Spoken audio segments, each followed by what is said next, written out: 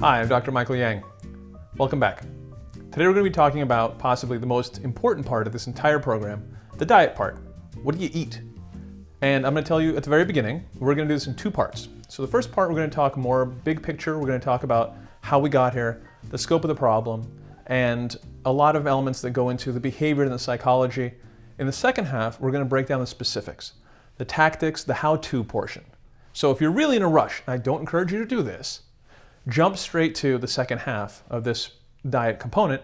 But if you can stick with me, I think you're going to get a lot of interesting information, a lot of background on what is this all about? What is the basis of what you're doing for the next 8 weeks? So bear this in mind, and let's just jump right into the scope of the problem. Now, you may be watching and you, like I said, may only have those 5 pounds, those darn 5 pounds. You're just right at the finish line. You can't seem to get there no matter what you do. Or you may be in a situation where you're looking at 50 pounds, maybe even 100 pounds that you want to lose. And this information is relevant to both camps and everything in between, frankly. But let's talk about the scale of America at large. And at large might actually be the proper word. If we look at the statistics, we're talking about 2/3 of America. So over 200 million Americans are overweight. And half of those are obese. And of course, you've probably heard we lead the world in obesity statistics. And it's not something we should be too particularly proud of as a nation. But as soon as people start talking to me personally about billions and millions and trillions and gajillions, my brain just starts to scramble. So let me break it down for you in a way that I thought would be useful. Facebook, you heard of it? You probably have it. Over 1 billion people in the world do. And I'll start by saying if you don't have a Facebook account, not only are you going to miss out on this metaphor, but you're missing an incredible chance to catch up with people you haven't seen in 20 and 30 years and may never want to see, but all of a sudden you find somebody that you wanted to reconnect to. So here's my plug for Facebook. Hop on it. Not to mention, it's a great opportunity for you to join our collective peer group so we can all share stories together. So hop on Facebook. For the sake of this, if you haven't done it yet, if it's hard for you to picture 150 people, which happens to be the average number of friends people have on Facebook, which is why I bring it up, picture 3 school buses worth of people. If it's hard to picture 3 school buses worth of people, go to the store and buy 150 apples and draw little faces and names on them. But if you have a Facebook account, and you probably do, like I said, think of those 150 people you have on there. If those 150 people represent all of America, the young, the old, all the ethnicities, everybody. So those 150 people represent the entire nation, and they are your Facebook buddies. Here's what obesity looks like in America. Here's what being overweight looks like in America. Of your 150 friends, 54 of them are overweight. Of your 150 friends, another 49 of them are obese. Now, in case you forgot what that means, obesity in these terms and overweight in these terms refer to BMI. And BMI is a relationship between how tall you are and how much you weigh. It's not a perfect system because people who are muscular have a higher BMI, and sometimes if you take an NFL linebacker who is just completely lean and super muscular, technically he's going to look overweight on the scale. But except for the people who are very, very muscular, it works as a pretty good measure as to where we are in terms of how heavy we are. It's shorthand. Now, another way, which actually is even simpler, but arguably now the research seems to show even more effective in figuring out how heavy we really are, is look at your midsection. How big is your waist? If you got that big hangy gut, that's a problem. In fact, men versus women, men tend to get it more in the belly, women tend to get it more in the thighs, and it turns out that's actually a better thing. We'll talk about that in the future. But here's a couple ways to figure out where you are in the grand continuum. BMI tends to be shorthand for most physicians figuring out where you are on the scale in terms of leanness to heaviness. You have 150 Facebook friends. Let's go back to that. 54 of them are overweight, and 49 of them are obese. That's a lot. That doesn't leave a whole lot of lean friends. Now, what does that mean? Well, how about this? How about what that costs, right? We're Americans, we're about time, we're about money. Time is money. What does that cost? That costs $190 billion a year. The obesity problem, the overweight problem in America costs us that much money. Not to mention how much more we all spend on trying to get lean, on trying to get skinny, on trying to diet, and trying to buy diet aids, and trying to buy the right foods. You're talking a multi-billion dollar business. So that's way too much to even understand. For me, 100, that might as well be a trip from here to Mars. Now, what does that cost per person? So for each one of your 54 obese friends, they're spending $1,428 extra dollars in healthcare a year. That's so much money, right? $1,400. You have 54 friends spending $1,400 extra dollars a year, right? Year after year after year after year. What does that mean? That's $77,000 that just your buddies are spending. Not even the overweight ones, the obese ones on extra healthcare. So if you could come along as Superman, as super weight loss lean maker man or woman, and get them to a level where they're spending the same amount on healthcare, you could save $77,000 just amongst your friends a year. What could they do with that $77,000? Well, they could throw you an amazing wedding. If you're already married, they could throw you an amazing vow renewal ceremony for $77K, and you could redo it every single year. Or, how about this? They can buy you a house in Lincoln, Nebraska, or a sixth of a condo in Hollywood, and they could do that year after year after year after year. You see where I'm going with this? The cost is so much, right? And that's just the monetary cost.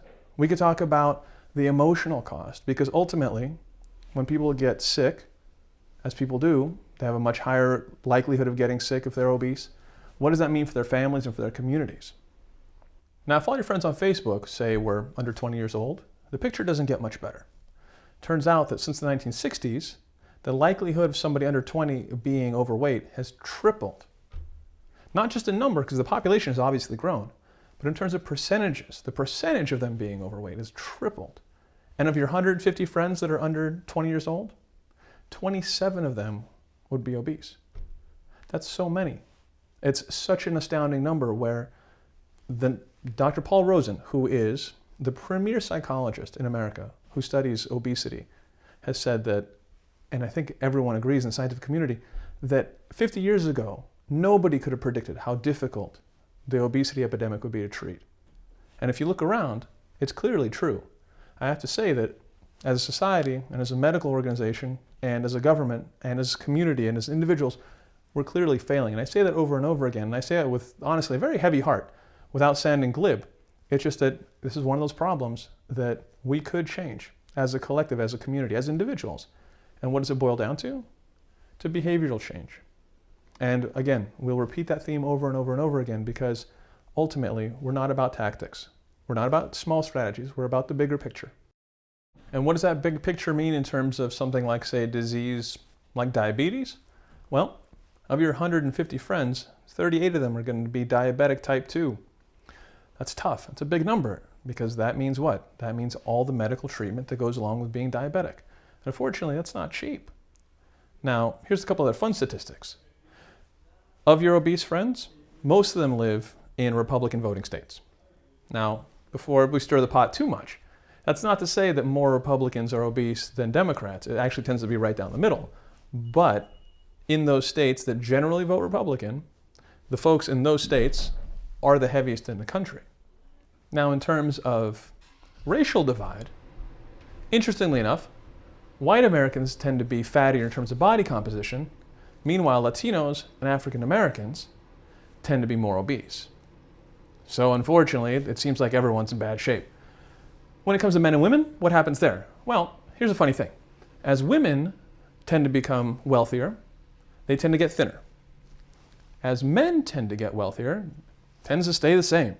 So a less financially well-off guy is as likely to be overweight as a well-off guy. And the ladies, as they do better, they seem to slim down. Interesting fun facts. Now, knowing some of these numbers, I think it asks, well, we need to ask the really obvious question. Well, how did we get here? It wasn't like this. It wasn't like this 30 years ago. It wasn't like this 50 years ago. And from long before that, this is a whole brand new thing. What's changed? What's happened? Well, here's one interesting theory. Since the 1950s, after World War II, people, grown-ups, started bringing their kids to restaurants. Now, most of us know kids don't have a very sophisticated palate. They're not sitting there ordering the stinky, fancy French cheeses. They're not drinking bitter wines. Overall, what are the kids like?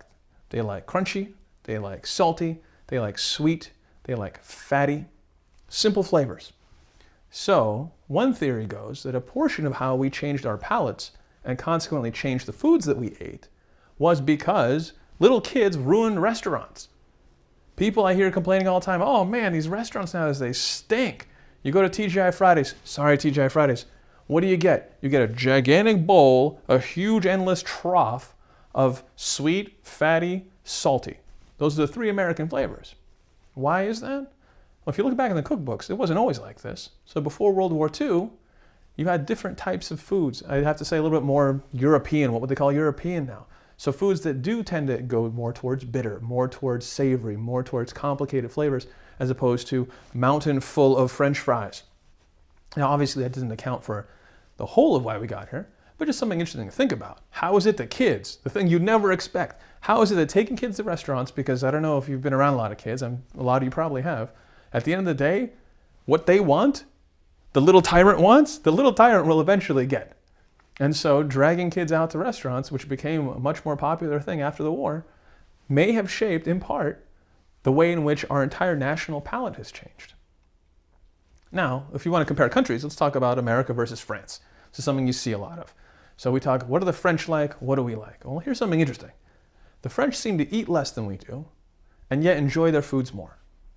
Interesting question, right? What is it that they like? What is it that we like? And where do the two intersect, and what's going on? Because they are not a heavy nation like we are. So clearly they're doing something differently than we are. Part of it, I would say, is the fact that our food kind of sucks. At least if you go into a store, a lot of the times, you look at a tomato, and man, it's beautiful. It is big, and it is round, it is gorgeous, and it is shiny, and this is just like, it's practically a piece of art. It looks like it just came off a TV screen. It's beautiful. Unfortunately, that's what it tastes like. Now, you go take a look at a nice, ugly tomato fresh out of a farmer's market. A lot of times, maybe not so beautiful to the eye, but flavor-wise, absolutely remarkable. I didn't know this. Maybe you knew this. I did not know this until I took a trip to Europe one year and really got my hands on some unbelievably beautiful, delicious tomatoes. I didn't know tomatoes were sweet. I thought tomatoes were kind of big, round, hockey puck place fillers in a burger. So the quality of the food makes a really big difference, which is why I tell folks all the time, look, even if you don't want to do the political thing, even if you're not concerned about the organic versus the versus that, what I say is, look, oftentimes, the more expensive produce, the slightly more expensive produce, is the tastier produce. And I've seen many patients, in my practice over the last 15 years, what is it that their kids really don't like about vegetables? Well, they taste like garbage. Frankly, you take some frozen peas out of a freezer and you slam them in a microwave, and what happens? What happens to the quality of the food? What happens to the taste of the food? Naturally, unpleasant. Absolutely unpleasant. So a portion of why it is that we make the decisions that we make is because the tastiness of our food isn't there. And we can get into what it takes to cook good food, and who's cooking good food and who isn't cooking good food. I'll tell you this, and you can find this in your own life, the number of times I've heard patients say, man, my grandma, my wife's grandma, my friend's grandma, I go over there and they feed, and it just tastes so amazing. I went back, I visited my family in Italy, and the food was so amazing. You hear this all the time. Clearly, that's a call, at least in my mind, and I've witnessed this with my own two eyes in my practice, that when we reconnect back with our food, in terms of the quality of the food, in terms of how we make the food, in terms of the tastiness of food, that alone can guide our decisions. Now you're saying, oh, come on, you're up on the soapbox. No, actually this time, completely legit. How about this little fun fact? A lot of the choices that we make in terms of the foods that we eat aren't driven by our stomachs. Our stomachs aren't that smart in a lot of ways in terms of how full we feel, when to stop, those types of things. We take a lot of cues from the outside world. Now, we also take a lot of cues from our brain. There's a part of the brain that when we eat, the dopamine starts to go crazy, our satisfaction part of the brain gets really satiated.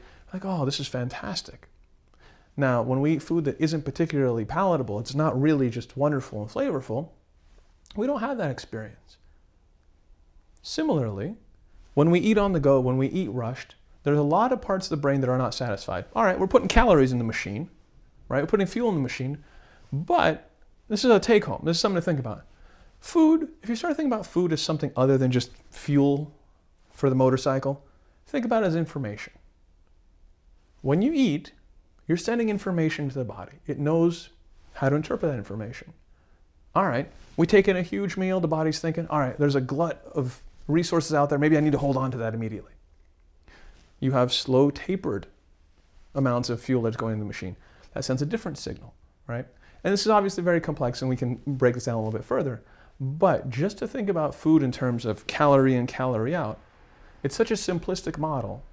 And from that, we also get the advice of, well, eat less. Less calories means less weight. Well, sure. But that's such a reductionist argument that it doesn't hold a lot of water in a lot of ways. Because guess what? There's not a single person that I know, that I have ever met, that you have ever met, that doesn't realize less calories, less weight. What's stopping us from getting there? That's the million-dollar question. And I would say, as is the nature of this entire program, there's that genetic component. There's that epigenetic component. We're sending signals to our brain. We're sending signals to our cells. And as a consequence, we're getting information back. Garbage in, garbage out. Same thing in the workplace, same thing in our bodies. We have to send in the right information, and consequently, the body will start doing the right thing. Now you can file this next bit of information in the not so doing the right thing category. Something that really blew my mind. What I find a lot of times is patients will come in and patients are shy. They feel they've done something naughty. They feel like, they've been a bad little boy or bad little girl. They don't want to tell you a secret. And then eventually they'll whisper it to you and say, this is the classic. This is the classic for me.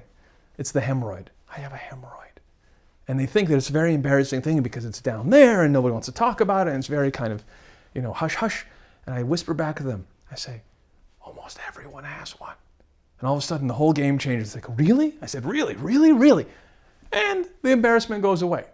So it turns out they're not alone. Now, if you're one of those people that thinks you're alone in your food cravings, let me tell you something. You're absolutely not.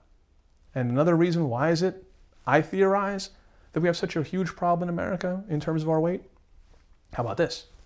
A couple of years ago, a company got on the internet and they analyzed 27 billion Facebook and internet conversations.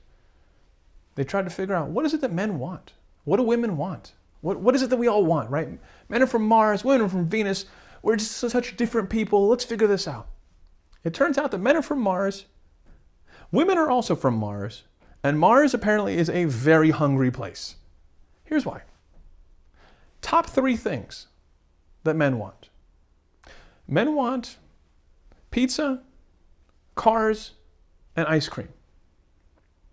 Women, completely different. They're practically from another universe. They want ice cream, pizza, and cars. I know, the fact that we're even able to speak the same language is absolutely mind-boggling to me as well. Our tastes are so different, our interests are so broad and so vast. How could it be that we even cohabitate in the same building? Because the thing that we're all obsessed with, food. What kind of food? Fatty, salty, sweet.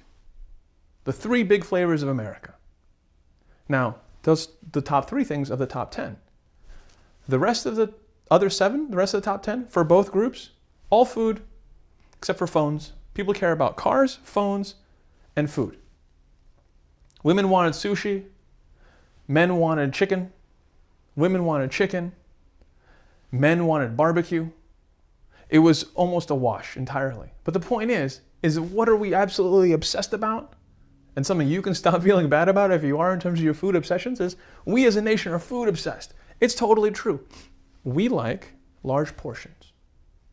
It doesn't take much to figure that out. We use it in our marketing all the time. Come get endless breadsticks. Come get endless salad bar. Eat for days. Get it in there. So much fuel. Oh, we're the best, right? Bigger, bigger, bigger. And consequently, we get bigger, bigger, bigger, bigger. Now, Europe and America, believe me, take my word for it, I'm absolutely not America bashing. I'm just giving you 2 perspectives. France, for instance, not so concerned with portion size. Smaller portions, like I said before, they eat less, but are satisfied more. What's that magic? The culture of eating is different. That's a critical component. And by the culture of eating, in case that's not clear, it's how do we feel about the food that we're consuming? How do we treat mealtime? How do we treat the folks that we invite to mealtime? These soft elements dramatically alter the way in which we take in this information that we call food. So we need to start considering changing the culture of how we do things. That, of course, is a huge, huge undertaking, but those little tiny steps add up to something big. But let's think for a second. What is it about those foods? What is it about the ice creams that people crave? What is it about the salty? What is it about the sweet? What is it about the fat? What is it about the pizzas that people crave? It's almost like it's an addiction. Maybe you said that before. I hear it in my clinic all the time. It goes beyond cravings. A craving, ooh, I could really go for some chocolate right now. That sounds really nice. I'm craving some chocolate. I know patients, they'll tell me, I feel like if I don't get some sweet carbohydrates in me, I'm going to flip out. It's as bad as an alcoholic needing a drink. It's as bad as somebody who has an addiction to drugs, who needs that drug. It's an addiction. Now, up until fairly recently, if you said the word food addiction, most folks in the medical community have been like, man, I'm not really buying it. You know, those are strong words. Turns out, the newest science seems to support the fact that we can definitely have that addiction. And I think to those of us who have been dealing with this patient population for so many years, this is absolutely no surprise to us whatsoever. As a matter of fact, it turns out the parts of the brain that are associated with addiction also fire up when we start eating. And the more of these foods that we eat, the more these brain patterns start to look very similar to the brain patterns of people who are addicted to other substances. Those pleasure centers start to get addicted. So consequently, what do? I have one patient in mind in particular, a gentleman, very big, obese by any standards, 350 pounds, just under 6 feet, really big guy. And the way that if you were to speak to this guy, the way he talks about his relationship with sweets is so far beyond anything you could easily call a craving. It's a yearning. It's a deep, dark, burning need. Kind of like throw your friend under a bus. Here comes some sweets and I need this. So, admittedly, he's an anxious eater. He's an unhappy eater. He's a depressed eater. And he'll tell you all those things right out the bat. But what's more interesting is when you put this kind of person into an MRI machine, you look at his brain. The part of his brain that gets active is the same part of the brain that gets active with drug addicts. Fascinating, right? Let's take one more step. If you were a company that was making food and you knew whether it was through an MRI machine, whether it's through research, or whether just through plain observation of what flies off your shelves, and you started to figure out pretty quickly, circa, say, 1950s, that greasy, salty, sweet was that magic combo for selling product, what would you do? If you were considering getting that bottom line pumped up as much as possible, well, you'd probably get really good at formulating flavors that were hyper palatable. Palatable, right? Stuff that tastes good on the palate. Hyper, way too palatable. Hyper palatable foods is the business of snack foods. Foods that send certain messages to our brain, right? Food is information. It sends a message to our brain. Oh my God, I need this. This is so good. So if you're making potato chips, your Lay's, you work on that. And even before the science got so good to where they could put a man into an MRI machine and see what kind of brain patterns are happening, they could figure this out. Their chemists got to work in the flavor departments. And their chemists got to work in their formulation departments, to the point now where flavorings are a multi-billion-dollar hyper-secretive industry because each company wants to protect their formulas in such a way that, well, let's talk about Coca-Cola, right? That formula alone is such a guarded secret. You might as well figure out, the legend of the Egyptian kings long before you will ever get your hands on the secret formula for Coke. Why? Because it is such a perfect little flavor, such a perfect little formula that people go nuts for it. It's a multi-billion-dollar industry, right? So, historically, what happens is as people start to market food, as companies start to market food, they also start to get really creative with the formulations and the flavor profiles, how it feels in your mouth. And they get really good at making people want their stuff to make it addictive. Now, this doesn't happen so much in celery, in carrots, and in a slice of beef, by and large. You don't see a lot of people saying, oh my God, I need myself a slice of carrots, otherwise I'm going to flip out, right? Because these kinds of flavor profiles are palatable, but they're not what you call hyperpalatable. So what am I getting at? What I'm getting at is the combination of really clever and aggressive marketing of foods, drinks, even to kids, especially to kids, really. You're setting up that lifelong pattern. And to adults as well. You're pushing that hyper-palatable product, which has been specifically designed to no one can eat just one. You probably heard that before. Well, it turns out it's true. No one can eat just one. You start to get one, and all of a sudden you need your fix for 2, 3, 4, and 17 bags. Later, you're on the couch, passed out, drooling on yourself, trying to figure out, how did I get here? And if it's starting to sound like a conspiracy theory to you, just hold on a second. Dr. David Kessler, who was the former Surgeon General to the United States, wrote an entire book on this topic. This isn't really as far-fetched as it sounds. As it turns out, everything I'm telling you is pretty legit. The foods that we eat are information. That information goes to our brains. And just like any other drug has a certain effect. And what happens is, because we know the brain is plastic. Plastic not made out of plastic, but plastic in the sense that it changes. And this is all relatively new information. We didn't know this up until the last few decades. We thought that once you got it, that's what you get, and that's about it.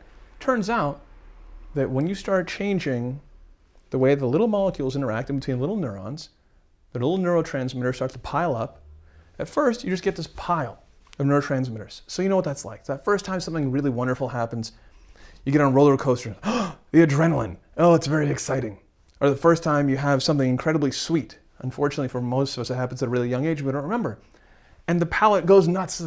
This is so pleasant, this is so pleasurable. And the dopamine starts to flood into your brain and you start to feel amazing. What happens later? The more you repeat, that high decreases. And it is a high. And what happens then? We know the classic story. You need more and more to sustain the high. And if you don't get it, what happens? You start to get a crash. Now, when we start to think about these hyperpalatable foods in these terms, it becomes a little bit more scary and might be a little bit more incentive to say, okay, wait a minute, I need to reevaluate my position when it comes to incredibly greasy, salty fries. Sure, they're salty. I like salty. Oh, they're really fatty. I like fatty. Let me follow that with something really nice and sweet. Big bowl of delicious ice cream covered in chocolate. Sure, hyperpalatable. I get it. And every so often, a couple bites here and there. All right, it's not the end of the world. We all know that. But it can become such a regular turn of affairs for folks that it truly becomes not just a question about the gut, but about the brain itself. It turns out that we just weren't made for this kind of stuff. And that's really the bottom line. In the sense that a million years ago, we just didn't have access to this kind of food. Bananas, if you know anything about prehistoric bananas, they were pretty lame. They weren't these big, delicious, fruity things. They were so small and filled with huge seeds, and the fruity sweet bits, very little. Because what does the fruit really want to do? The fruit wants to grow up and spread seeds. So what do you do for your piece of fruit? You think, more seeds, less fruit. You want to put just as much fruit in there to get a monkey or a bird or an early human excited enough to go in there and say, okay, this is worth my time. There's a little bit of energy in here. There's a little bit of sugar in here. There's a little bit of carbohydrate. I can eat that. It takes a lot of effort. Now, we got clever, of course, in the last few thousand years. We figured, all right, I can work this out, banana. So banana became all fruit, almost no seed, instead of all seed, almost no fruit. Our palates like sweet. Part of the reason sweet is safe. You go out in nature, sweet is a recipe for safe. Safe in terms of carbohydrate, safe in terms of fuel, safe in terms of not being poisonous. Because sweet is nature's reward for spreading its seed. Pretty clever, right? Now, why do we not necessarily have a taste for bitter? Because bitter a lot of times means poisonous. Again, this is all information. So a plant, it doesn't want you to eat it. Remember, a plant wants to live too. So if a plant is bitter, it's unpleasant, maybe even poisonous. It's sending a pretty clear signal. Don't eat me. You're going to get sick. It wants to live. So naturally, we like sweet. Bitter, we tend to back away from. Fatty, of course we love fatty. Why do we love fatty? Because before we had 7-Eleven down the block and we had people come into our door delivering buckets and buckets of food, we need that calorie. We need that fuel. And fat is an incredibly efficient way to store that fuel.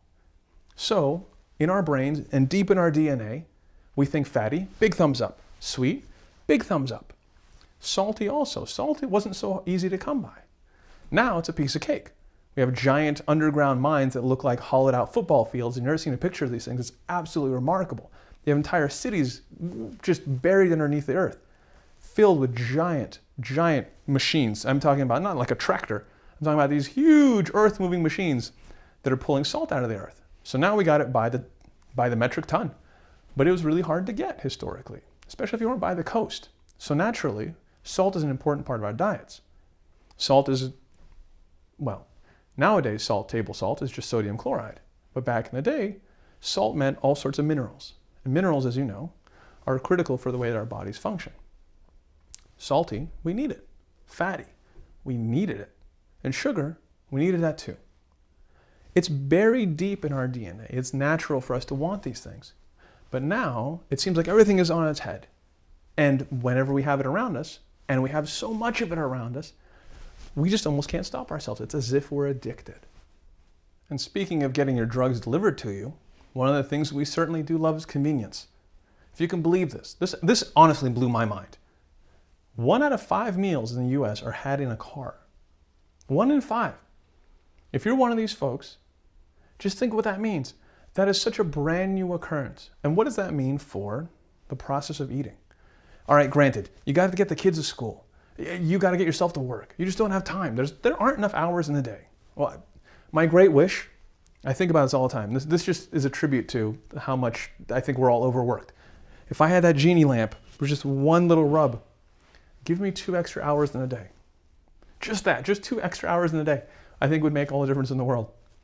It's just such a, when you were younger, what do you want? You want a unicorn, you want a Ferrari, you want, I don't know what. Now, just give me 2 more hours. An extra hour of work maybe, an extra hour of sleep. Oh, that would be the best. Anyhow, we spend 1 out of 5 meals in a car. We love convenience. 1 out of $10 in our budgets, in our discretionary budgets, is spent in fast food. Eating out. In fast food, 1 out of 4 Americans will have fast food in a day. That's so much if you think about it, right? Considering there are babies and there are the elderly, and by and large, neither of them are eating too much fast food. That means that we're just eating a ton of this stuff. And fast food, it meets all of our requirements. It's plentiful, it's sweet, it's salty, it's fatty, it's convenient, all the things that we love.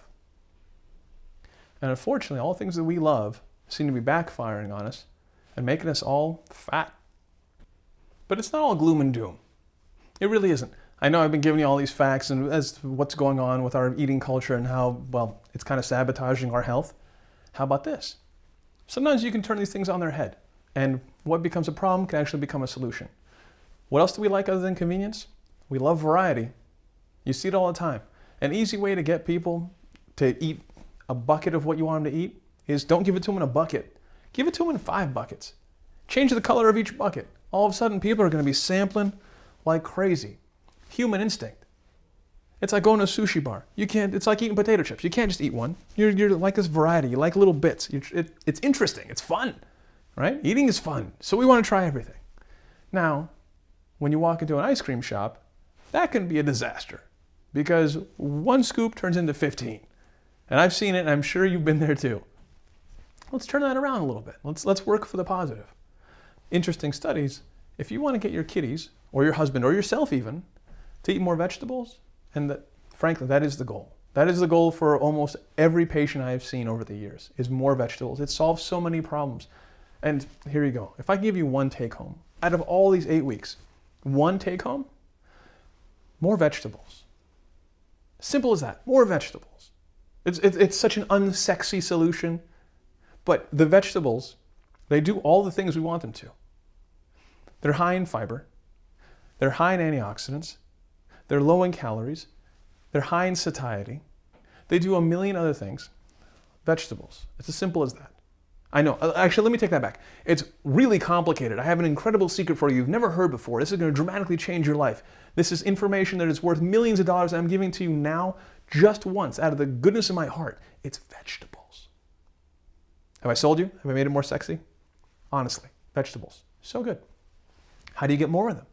Well, instead of serving a vegetable, if you serve 3, we know that kids are much more likely to enjoy them. Because instead of having one that they're forced to eat, they're getting 3 to choose from. The psychology of eating is fascinating. Works for adults too. Now, there does become a point, interestingly enough, where choice becomes a problem. So instead of having 3 given to you options, a spinach, a broccoli, and a carrot, say you show up and you see a vast menu. You can see it with kids. This is a great example. You see this with kids. I've seen this with my own eyes. And it's fascinating because actually, in that same amount of time, I read a study that talked about this exact same thing, where if you give a kid an opportunity to have 31 flavors at an ice cream shop, that is way too many options to give a kid who's not ready to make those kinds of decisions. And instead of being a kid in a candy shop, they become a kid completely tortured. And you see kids flipping out, having full-blown tantrums. Why? Because their brains aren't ready to handle all this variety. Same thing happens with adults. I was having this conversation with a patient, it really sticks in my mind. He was telling me, heavy guy, wanted to lose weight. He'd been heavy his whole life.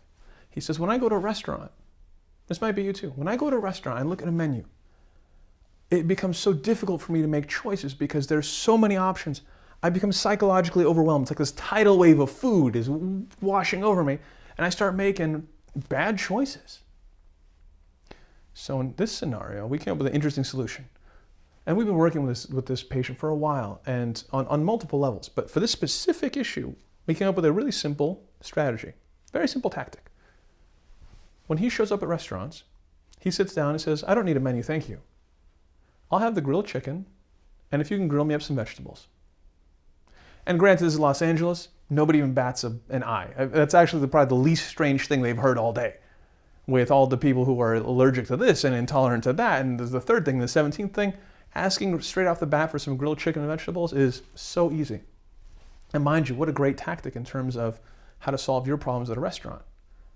One of the big questions I get asked, well, you have this program, you have these programs, you have these ideas for us, but I don't want to be a weirdo. I don't want to show up somewhere and have me like, awkward. I just want to fit in. Well, you know what? If you're ordering grilled chicken and vegetables, there's no place you're not going to fit in, frankly. So, easy solution, decrease the stress of having so many options. Have the mind stop reeling, focus in on one thing and be done. You solve the solution problems. You solve the multiple option problems with a solution. Likewise, if you're seeing the opposite thing happen, if you're trying to get someone to have something, give them a few options, not too many, but a few to pick from, and all of a sudden you may find yourself, kids are much more excited to have a vegetable that up until recently they were like, freaked out about.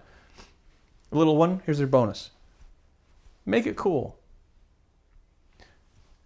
When kids are faced with something that is cool instead of something that they think is lame, they're much more likely to enjoy it.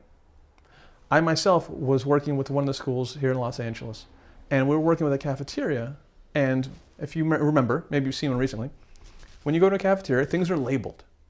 And when they're labeled with things like broccoli, potato, zucchini, boring, lame. We came up with a strategy, and this is based on some of the work done by Dr. Wansink, very well-known, very interesting guy out of Cornell University. If you can change the marketing in the same way that Coca-Cola gets Beyonce to push her product, you can get creative with your own marketing. If you can rename those vegetables something cool that kids resonate with, they're that much more likely to actually go and get them. They don't even notice it half the time. They've done surveys, say, well, what is it that drove you to get this time more vegetables and last time it wasn't? They can't even quite figure it out. It's subconscious. It's that sneaky marketing tactics, right? So it's not all gloom and doom. We can use these clever techniques for good instead of for evil. Rename your vegetables. Make them sound cool. Call it a cool dish, and all of a sudden people will come around. With that in mind, a big part of how to structure what I think is a long-term dietary plan, whether we're talking about trying to get lean in the short term, trying to get lean over the course of a long term if there's a lot to get lean, or even just structuring sensible eating going forward. The idea of dieting is something that I try to dispel. And it seems like it's coming out of vogue, which I'm really happy about, because the idea of a diet in general is something that's pretty unsustainable. Frankly, women are on diets all the time. The statistics are staggering. First of all, the age at which women start dieting is getting lower and lower and lower. The age at which they start thinking about dieting gets lower and lower and lower. Men are getting on board with the dieting trend. And now it's taken on these other names. Dieting has now become cleansing. Dieting has now become detox, because dieting has become kind of uncool culturally. So we start doing all these other things. The problem with diets is, by and large, they're crazy.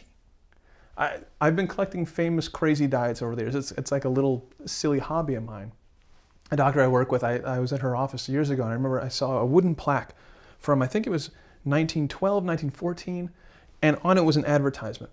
And it showed a woman, a slender woman, who was smiling and beaming, and she was being attended to by some physician dressed up in 1915 sort of doctor garb. And what was it selling? The newest diet craze. Tapeworm pills, of course. Have a sterilized tapeworm pill. A happy tapeworm will form in your gut, and you can eat anything you want. Don't worry about it. Just keep gorging yourself. The tapeworm will take care of most of the calories. You can eat like a madman, and you will stay slim and trim. And this, I am not kidding you, completely real. People loved it. What was in the pills? Who knows? Was it really tapeworms? Hard to say. But the fact that people were willing to ingest a parasite that grew up to 15 feet long in their guts is a tribute to the fact that people will go to some very, very extreme steps to lose a few pounds. Tapeworm is probably my favorite. The blue light diet is another one. And very simple. They say that millions of years ago, or even not so long ago, if you see meat and it's turned blue, it's starting to change colors, we know that's unappetizing. That's a problem. That's a sign of spoiled meat. And deep in our subconscious minds, we're not going to go after that. Meat should be pink. Meat should be red, normal colors. As soon as meat starts to turn colors, we know instinctively, oh my God, this is poison. This might kill us. So one scientist got to thinking, what if we apply that in general to food? What if we open up the refrigerator, take out our little normal white colored light bulb and screw in a little blue guy? What's going to happen then?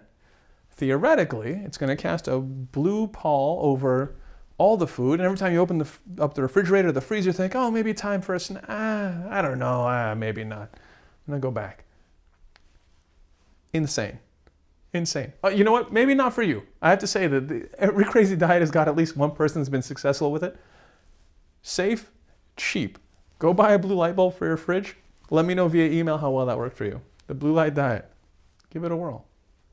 Another one of my favorites from the 60s, the drinking man's diet. This was amazing. This is amazing in part because people, again, are willing to believe almost anything and give people a diet in which they can have whatever they want and the promise of being slim and trim and happy. You've got a multi-million-dollar empire set in place. In current dollars, this one book in 1 year made $18 million, promising you what? That have a tablespoon of safflower oil a day, drink till your heart's content, and, I don't know, have a pot roast, have a side of beef, have a few pounds of pork, whatever you want. Eat like a king. Eat all the fatty, greasy meats you can get your hands on. Drink like a drunken, debaucherous slob. And as long as you have that extra 1 tablespoon of safflower oil a day, you can guarantee weight loss. It sold like hotcakes. Bestseller status within months. It was magical. The only thing that seemed to stop the tide of the drinking man's diet was one Harvard doctor got a hold of it a year later and called it flat out murder in a diet book. Turned out that was a pretty good brakes on the operation, but can you imagine? This is all you got to do. Bacon, vodka martinis. I've seen a copy of the book. It's hilarious. It's about, 70 pages, almost nothing. And with these amazing pictures of these guys sitting around tables in their 60s, sort of awesome 60s outfits, being attended to by little waitresses, of course. 60s were a different time. And pretty great time to be a guy, maybe less cool time to be a lady. But it's no surprise that the thing sold like absolute hotcakes. Speaking of drinking man's diet, this is my great admission for you of this program. I'm actually the father of one crazy diet myself. I'll tell you, it was absolutely by accident. I had a patient years ago, and she told me what was really working for her. She was a woman, in late 20s, very successful. She was a high-powered, high-tech executive. And her diet pretty much consisted of vodka and protein powder. And I said, oh God. She was thrilled. She was absolutely thrilled. She said, oh, it's keeping me slim and trim. I'm doing great, having a good time. And I'm thinking to myself, what is happening with your liver? And, to her credit, she was quite slim. And I was telling this story completely in jest. Another one of my patients saying, you know what? I'm going to call this the party girl diet. It works for her. It's fantastic. This patient comes back a week later. She says, you know what? I've had a few parties. It was the holiday season. I had a few parties I need to get to. It works like a charm. I've been drinking all week and pounding protein, and it's been the best. Like, oh my God, what have I done? She said, oh yeah, I told a couple of my girlfriends about it. I said, stop, please. You're going to get me arrested. And the party girl diet was born. I tried to kill it as quickly as it was born, frankly, but I imagine somewhere out there in the ethers, there's somebody talking about the party girl diet. Please, as one of the crazy diets that I am responsible for, I urge you, do not hop on this bandwagon.